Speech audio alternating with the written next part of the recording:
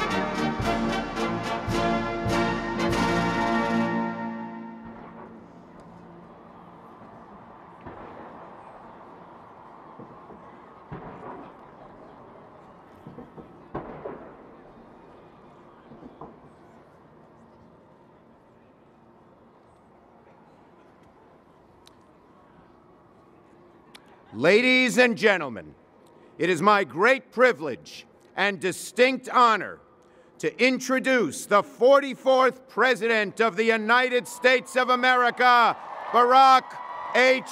Obama.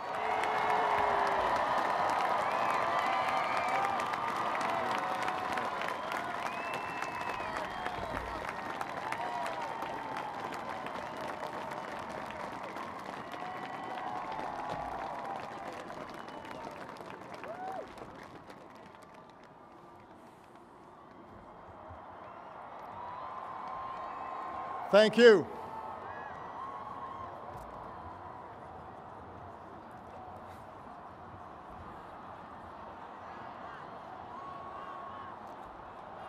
Thank you. Thank you so much. Vice President Biden, Mr. Chief Justice, members of the United States Congress, distinguished guests, and fellow citizens. Each time we gather to inaugurate a president, we bear witness to the enduring strength of our Constitution. We affirm the promise of our democracy. We recall that what binds this nation together is not the colors of our skin or the tenets of our faith or the origins of our names. What makes us exceptional, what makes us American, is our allegiance to an idea articulated in a declaration made more than 2 centuries ago. We hold these truths to be self-evident, that all men are created equal,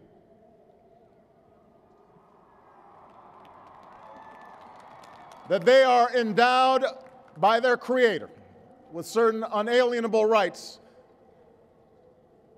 that among these are life, liberty, and the pursuit of happiness. Today, we continue a never-ending journey to bridge the meaning of those words with the realities of our time.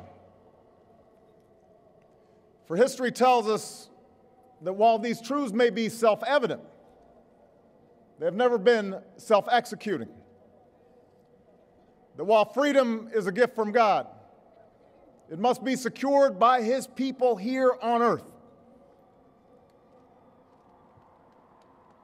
The patriots of 1776 did not fight to replace the tyranny of a king with the privileges of a few or the rule of a mob.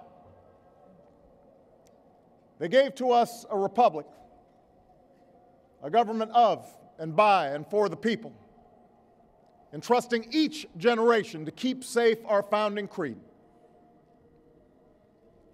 And for more than 200 years we have. Through blood drawn by lash and blood drawn by sword, we learned that no union founded on the principles of liberty and equality could survive half slave and half free. We made ourselves anew and vowed to move forward together. Together we determined that a modern economy requires railroads and highways to speed travel and commerce, schools and colleges to train our workers. Together we discovered that a free market only thrives when there are rules to ensure competition and fair play. Together we resolved that a great nation must care for the vulnerable and protect its people from life's worst hazards and misfortune. Through it all, we have never relinquished our skepticism of central authority, nor have we succumbed to the fiction that all society's ills can be cured through government alone. Our celebration of initiative and enterprise, our insistence on hard work and personal responsibility, these are constants in our character. But we have always understood that when times change, so must we. That fidelity to our founding principles requires new responses to new challenges. That preserving our individual freedoms ultimately requires collective action. For the American people can no more meet the demands of today's world by acting alone than American soldiers could have met the forces of fascism or communism with muskets and militias. No single person can train all the math and science teachers we'll need to equip our children for the future, or build the roads and networks and research labs that will bring new jobs and businesses to our shores. Now, more than ever, we must do these things together as one nation and one people.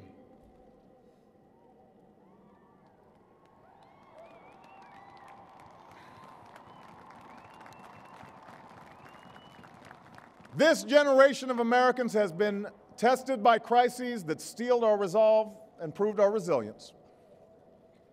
A decade of war is now ending.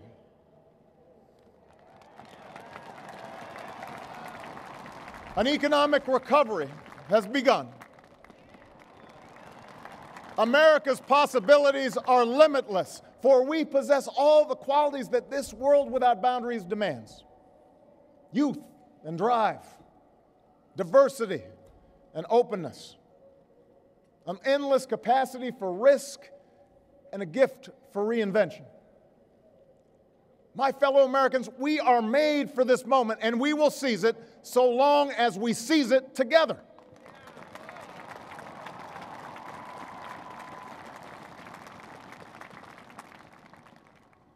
For we, the people, understand that our country cannot succeed when a shrinking few do very well and a growing many barely make it.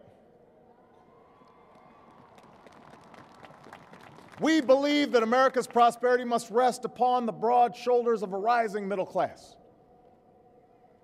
We know that America thrives when every person can find independence and pride in their work, when the wages of honest labor liberate families from the brink of hardship. We are true to our creed when a little girl born into the bleakest poverty knows that she has the same chance to succeed as anybody else because she is an American, she is free, and she is equal not just in the eyes of God, but also in our own.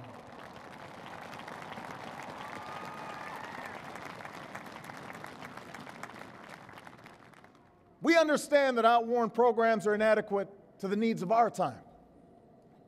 So we must harness new ideas and technology to remake our government, revamp our tax code, reform our schools, and empower our citizens with the skills they need to work harder, learn more, reach higher. But while the means will change, our purpose endures. A nation that rewards the effort and determination of every single American, That is what this moment requires. That is what will give real meaning to our creed. We, the people, still believe that every citizen deserves a basic measure of security and dignity. We must make the hard choices to reduce the cost of health care and the size of our deficit. But we reject the belief that America must choose between caring for the generation that built this country and investing in the generation that will build its future.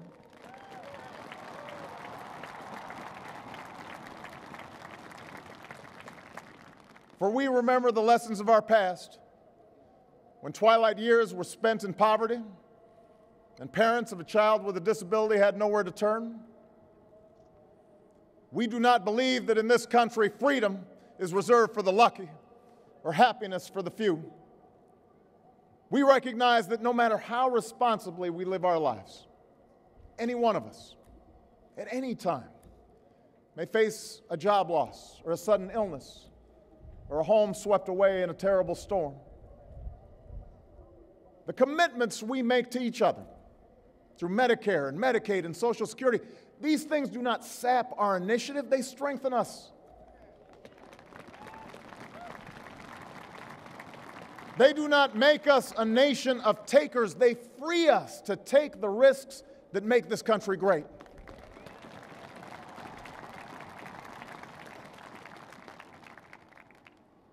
We, the people, still believe that our obligations as Americans are not just to ourselves, but to all posterity. We will respond to the threat of climate change, knowing that the failure to do so would betray our children and future generations.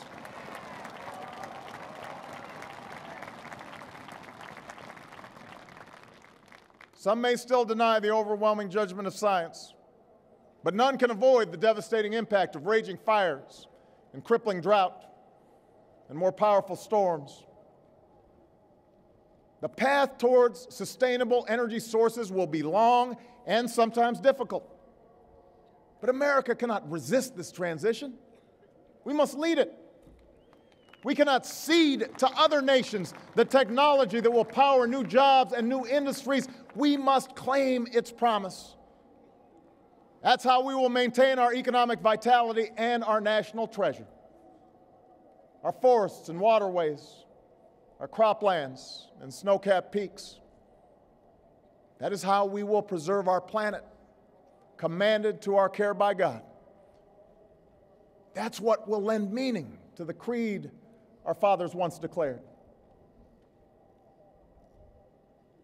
We, the people, still believe that enduring security and lasting peace do not require perpetual war.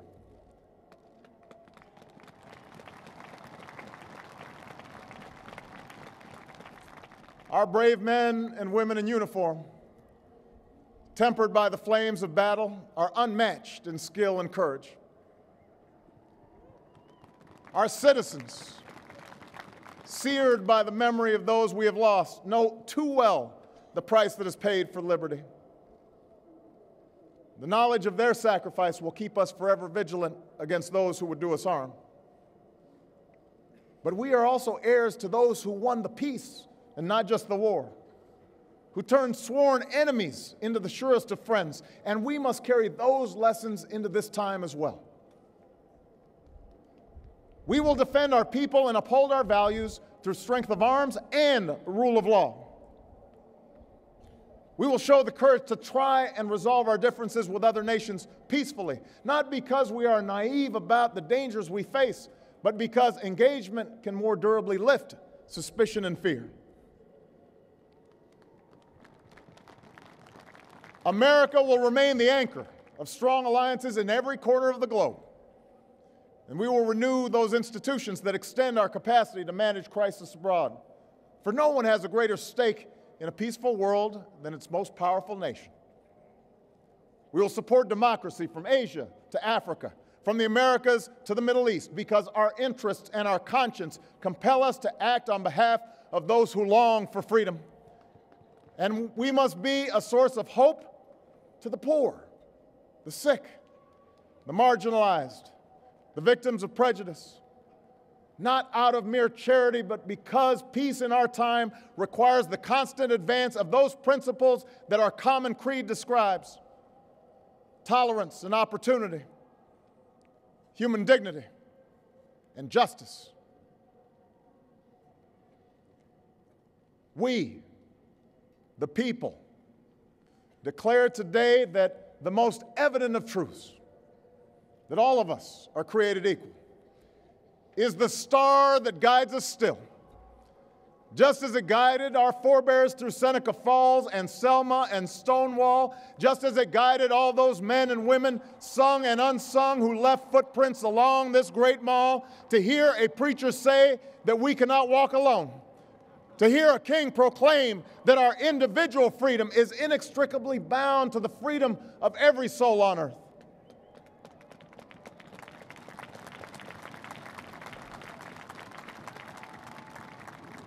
It is now our generation's task to carry on what those pioneers began. For our journey is not complete until our wives, our mothers, and daughters can earn a living equal to their efforts.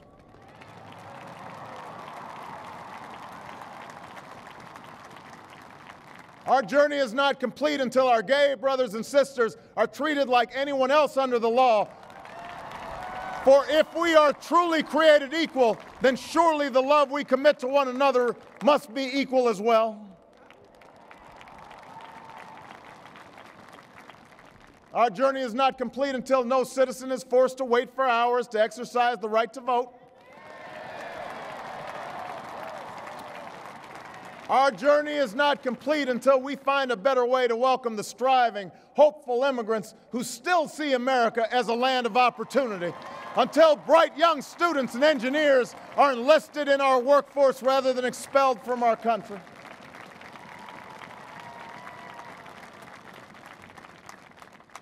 Our journey is not complete until all our children, from the streets of Detroit to the hills of Appalachia to the quiet lanes of Newtown, know that they are cared for and cherished and always safe from harm. That is our generation's task, to make these words, these rights, these values of life and liberty and the pursuit of happiness real for every American. Being true to our founding documents does not require us to agree on every contour of life. It does not mean we all define liberty in exactly the same way or follow the same precise path to happiness. Progress does not compel us to settle centuries-long debates about the role of government for all time, but it does require us to act in our time.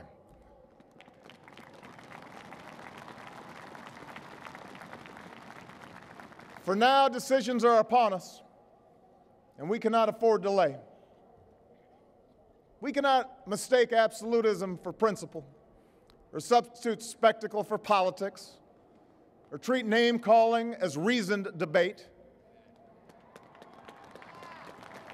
We must act. We must act knowing that our work will be imperfect. We must act knowing that today's victories will be only partial, and that it will be up to those who stand here in 4 years, and 40 years, and 400 years hence to advance the timeless spirit once conferred to us in a spare Philadelphia hall.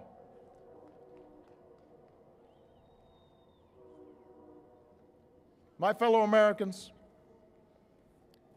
the oath I have sworn before you today, like the one recited by others who serve in this Capitol, was an oath to God and country, not party or faction.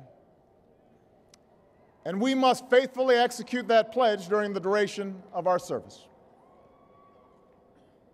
But the words I spoke today are not so different from the oath that is taken each time a soldier signs up for duty. or an immigrant realizes her dream. My oath is not so different from the pledge we all make to the flag that waves above and that fills our hearts with pride. They are the words of citizens, and they represent our greatest hope. You and I, as citizens, have the power to set this country's course. You and I, as citizens, have the obligation to shape the debates of our time, not only with the votes we cast, but with the voices we lift in defense of our most ancient values and enduring ideals. Let us, each of us, now embrace with solemn duty and awesome joy what is our lasting birthright. With common effort and common purpose, with passion and dedication, let us answer the call of history and carry into an uncertain future that precious light of freedom. Thank you, God bless you, and may He forever bless these United States of America.